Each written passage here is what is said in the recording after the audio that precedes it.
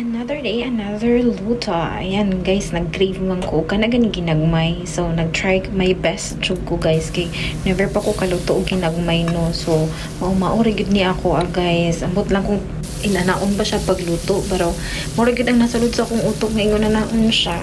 So, kung dili ko kabalo mo luto, comment lang mo guys ha. So, mo na. Kay ako may mukaon. So, I add bawang tsaka sibuyas.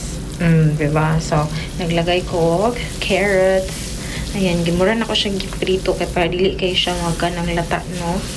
Nya, i-add na ko na taod-taod ang carrots. Gibutangan na ko siya doon ng tuyo o cooking ina mo. Pero i-add na ko siya carrots. Gindagay. Kuhaan ka na nga sitawan yun. Patatas. Oh, yeah. Patatas and then tubig nga gamay. Ayan. Ambot kong inanaon pa pagluto ang ginagmay, guys. Oh, kanang lasa dyang nag-crave lang jud ko. Gibutangan na ako siya gamay nga ketchup no kay mao man ako makita nga butangan og ketchup. Ambot lang jud no. Kung minana ra ba pero gibutangan ako na siya gamay nga asin guys sakay nakulangan ko sa lasa. And then i-add bell pepper.